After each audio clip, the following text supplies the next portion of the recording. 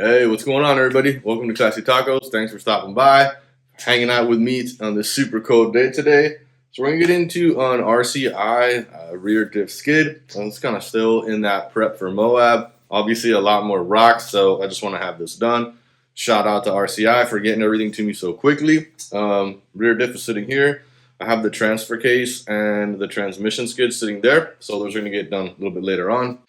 So if you haven't seen one of these in person, I was kind of surprised by how big it is. So I'll give you an idea.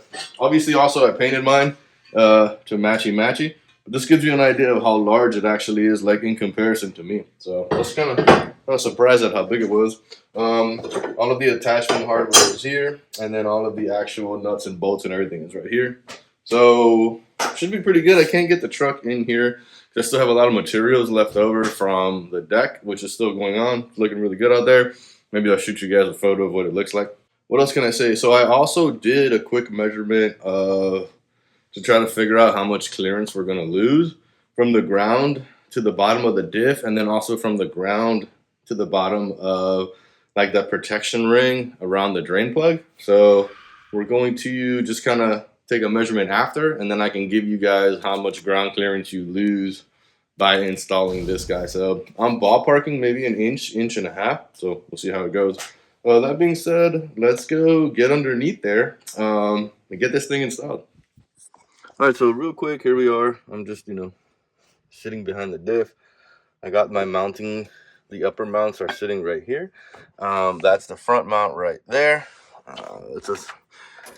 These are all 14s. This little guy is, I have like a restaurant supply store by me that I kind of swing by every now and then when I buy like silverware for the house.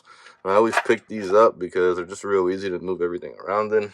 RCI skids right there. I'll set you up real quick on the front, kind of going this way so we can install this front piece real quick. So let me get that set up. All right, so from right here, you're looking at this piece is basically, it's gonna sit right in this general vicinity right here. And then this one kind of sits on the other side. So I think it's a good idea to just go ahead and we can get one of these started here. If you look, it's got little indentations for where it needs to be. So it's a good idea to just get one of these going. I'm going to go with the top one. And I'm going to run my bolts, right, with the, since these are carriage bolts, I'm going to run the bolts going backwards. So all you see is going to be the carriage bolts from the front. So just important here, not tightening anything down and only put one in because you gotta go over this, all right? So don't try to install both of them right now. Just gonna get this and kind of line this up where it looks close. Go ahead and get the other bolt in. And then my setup, which looks like a little bit different than some other setups, are I have a carriage bolt, a washer, then a lock washer. You make sure that carriage bolt's all the way in. So bolt, so carriage bolt, washer, lock washer, then your nut. We're not going to tighten anything down until the end here, okay? So essentially, this should be able to, and what I want to do is really bring this kind of as far back as I can this way. There's always a little bit of room for fine tuning, all right? But for now, let's just bring this back further into here. All right, so starting on the back setup, I'm just gonna go ahead right now and slide these brackets underneath and then kind of over a little bit. Same thing here, just kind of underneath and over. Just want to make sure nothing gets in the way. If you want to real quick, you can just ballpark this to get them kind of close. So you kind of get an idea of where they're going to sit at. So I can tell you right now, looks like that's pretty much centered. So it almost looks like it's going to be, can you see this one right here? It's almost like a manufacturer welded line. It looks like it's going to kind of butt up against that there. And then over here on the inside. So on this one looks like it's on the outside. This one looks like it's on the inside. Before I say that for sure, let's just do a quick test run. Let me grab nuts and bolts, just kind of start getting everything ready here. So for the front, what you want to make sure is that you get this lip of the skid and these two bolts. You want them on the inside of the front piece. You don't want the front piece, you don't want this on the outside, because it's just gonna be a space to take hits and kind of get hooked up on rocks. You want it to slide straight down.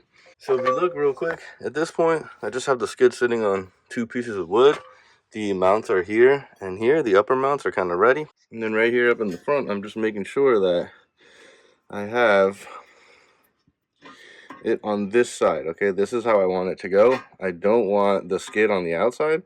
There's potential spots for it to get caught up. So this is how you want it to go here. I'm going to get these bolts in, and that way it's kind of sitting here, which will help kind of situate it up in place. Not tight, nice and loose.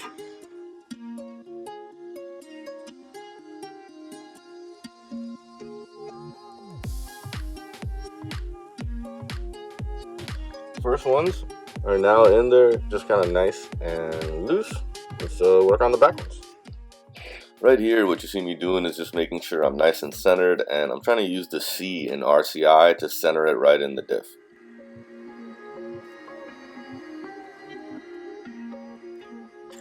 I should say there's a pack of 4 bolts that are a little bit longer than the other ones. Those are the 4 you want to put for these mounting brackets here. And I don't like bolts kind of hanging down, so I always shoot everything up.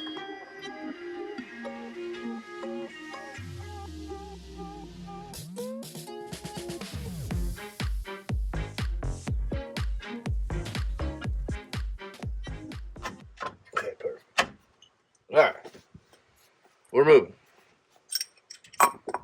I am going to knock out the front bolts first. We're going to tighten those up real quick. Those are 14. So right now, all I'm trying to do is push this forward and get this pushed as far back up against that diff as possible. Something like that is what I'm really looking for. I want this pushed back in. It's nice and clear here. I clear everything here. All right, so we just did the front. Watch me struggle with that. So now what I'm going to try to do here is really just tighten these down evenly. So I'm going to do a couple turns on one, watch it get a little tight, and then come back, do a couple turns on the other one.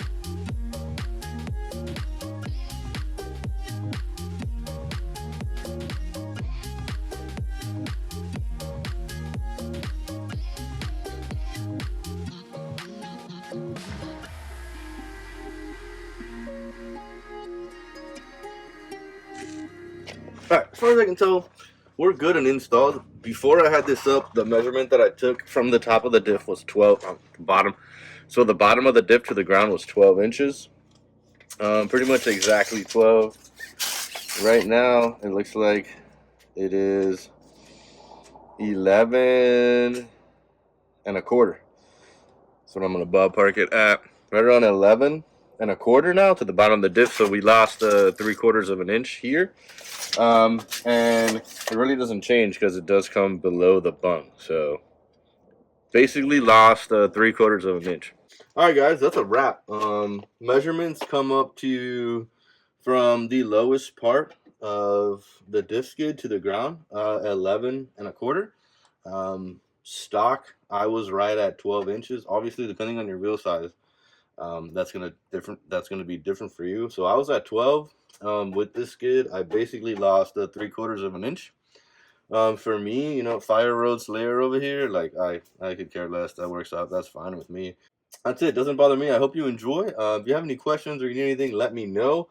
I did come across one thing, so I don't know if this is happening more because of the sport, because no one has talked about this for an off-road. If you look right in here, there is kind of like a manufacturer's weld sitting here, and then also one sitting right here. So both of my clamps are right on there, and as far as I can tell, I am as centered as you can get, with the midline kind of running through the C, which is where I would want it. If I slide this way, I'm off the weld mark here, but then fully on top of it here. If I go this way, off the weld mark here, fully on top of it here. So I'm not sure if that's something that's just common with sports because I haven't seen anybody mention that. It doesn't bother me too much. I will continue to monitor. If I do take any big hits on the diff, I will get out and look, and just to make sure that I'm still clamped down and still doing good. That being said, you need anything, you got any questions, let me know down below. Don't forget to like and subscribe. You guys be good out there.